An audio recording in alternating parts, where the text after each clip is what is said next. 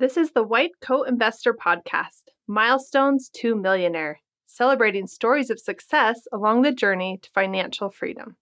Here is your host, Dr. Jim Dolly.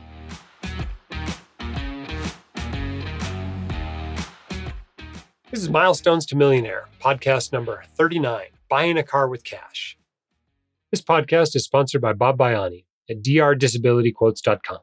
He's an independent provider of disability insurance planning solutions to the medical community in every state and a longtime White Coat Investor sponsor. He specializes in working with residents and fellows early in their careers to set up sound financial and insurance strategies.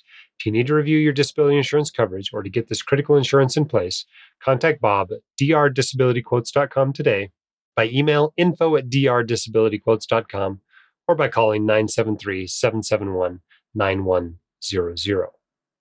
All right, we've got some interesting stuff today. We have a new milestone that in the previous 38 episodes we have never had on this podcast, and I'm really looking forward to getting into it today and talking about this particular milestone. I've told you many times that whatever your milestone is, we'll celebrate it with you and use it to inspire others to reach the same milestone. And today, you're going to see that I wasn't kidding. We're going to take a somewhat unique milestone and use it to inspire you to do the same. Let's get our guest, Ricky, on here. All right, Ricky, welcome to the Milestones podcast. Thank you. It's good to be here. What do you do for a living? I'm a general dentist. General dentist. And how far are you out of training? 3 years. Okay. And how did school go for you? How'd you pay for that? Oh, man. I paid for that with blood, sweat, and tears and federal loans. I got a lot of federal loans. Plenty of federal loans. I got a little bit of money that I borrowed from my parents, and they were gracious enough to give me good terms on that loan. And a few scholarships along the way, but mostly loans. What do you think your net worth was when you came out of school? It was negative $165,000. Okay. And you have recently accomplished something that many people don't accomplish their entire life. You bought a car with cash. Tell us about that. I did. I mean, in all honesty, I've been considering applying to this podcast for a little while. In the past year, we've hit some of those early financial milestones, back to broke, six-figure net worth. But about a month ago, I was briefly tempted to buy a brand new hybrid minivan.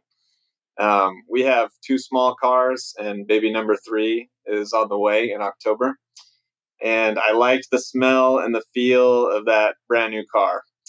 But I was driving home from the test drive, and I kid you not, I popped on your latest podcast at the time, which was all about cars. And it was, don't buy a car you can't afford. And what does it mean to be able to afford a car? So when I got home, I went back to our written financial plan. I overcame that temptation. And in the next week or two, I went out and paid cash for a used minivan. It felt so good to hand over that cashier's check and drive away. It felt really good to know that my kids would be driving something really nice that we paid for and bought with cash, and that we could do all that without taking away from our written plan to pay debt and save for retirement. Awesome. And so at that moment, I knew driving home, Dr. Dolly would be proud, and I figured let's apply. I am proud of you. So tell me about this. I mean, there's used and then there's used, right? Is this used or used? How old is this car? It's not that old. It's a 2017. Right. It had about 20,000 miles on it, but I drove about 3 hours to find it, fighting against all the other dads trying to get a car right now along the way. So it's newer than everything in my garage, including my boat. That's what you're telling me. So it's it's used, not so. Used, So, I mean, 20,000 miles is a pretty nice car, right? I mean, there's no scratches on this thing. There's nothing ground into the carpet, right? I mean, this is a nice looking car, right? Nicest car I've ever driven. So what does this car look like? I mean, is this all banged up, or is it all dirty inside, or does this look like a brand new car? It's a nice car. We're proud to own it, and it's got a few, scratches. It doesn't smell like a brand new car, but we own it with cash, so that feels good. Awesome. And now we bought a few cars in that range of mileage in the past. I think we bought two that were about 20,000 miles and another one that was about 40,000 miles. And actually, the one we bought with 40,000 miles on it was just coming off lease. I bought it in 2009. It was a 2005 Sequoia that I am still driving today. So it has lasted a long time. But I remember that was, there's a few moments in life where you feel rich. And walking in and buying that thing and paying cash for it, when the previously most expensive car I'd ever driven was 7 or 8,000. This was probably 19, and that was a really good deal actually on it because it was the middle of the recession. That felt pretty good. I felt rich. Did you feel rich being able to write a check like that? I felt rich. It was probably the most amount of money I've ever held in my hands, even though it was a check. But it just felt good to drive out of there and know that it was mine, and know that my financial situation was no different that morning than it was then. That all my goals were still within reach, and that I had saved up and bought something that I could afford. So let's talk about some of the other milestones you've hit recently. You recently got back to broke. How did that feel when you became back to broke when you became broke again? Oh, it felt so good. Um, Honestly, it just kind of happened without me realizing it. We'd just been socking away money at investment accounts and student loans. And then it was around last Christmas, I think, when I just started adding up the calculator and realized, hey, honey, we're broke. And that was fun. We went out to dinner.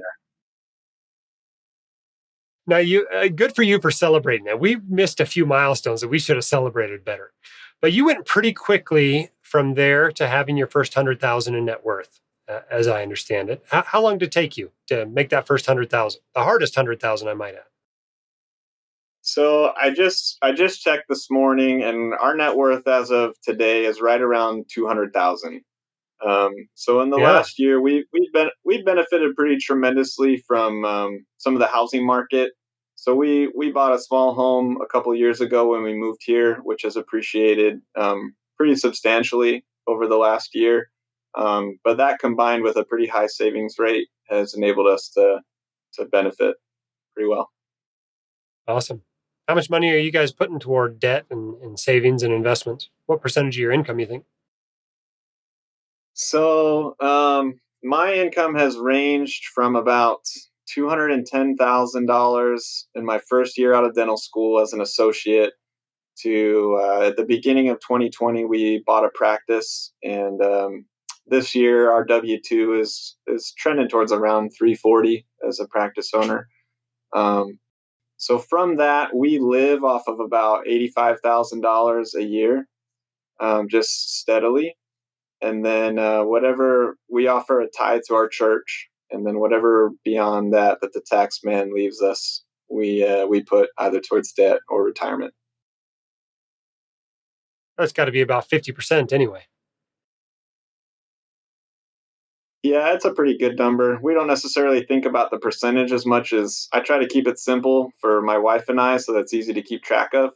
So we just say we're going to live off of $85,000. It's a little bit higher than a quote unquote resident salary, but for our family, it's enough to feel very comfortable, and even a little bit wealthy. So we just say this is what we make, and we take out our fixed expenses, and then whatever's left over is for us to live off of and enjoy. And we don't try to get too wrapped up in what comes in beyond that. We just put it away before we can be tempted to spend it. Awesome. Well, you guys have got some great financial habits. They're starting to pay dividends already. You're buying cars with cash. You're already back to broke, just a few years out of school. You own a practice now. You've got a six-figure net worth that's growing rapidly. In just a few months this year has gone up substantially, and you're on the pathway to success. It's fun to see somebody, in the middle of that pathway before they get there sometimes. But it's pretty obvious, I think, to me and to all the listeners that you're obviously going to get there in just a few more years. And so I suspect we'll have you back on here in just a few more years when you become a millionaire. I hope so. I don't want to let you down. All right. Well, congratulations to you and thank you for sharing your story. Awesome. Have a good one.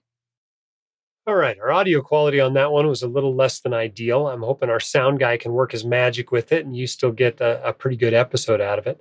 But I really wanted to share that one because it demonstrates that for a few years, most of us are just in the thick of it, right? It feels like we're in a big hole.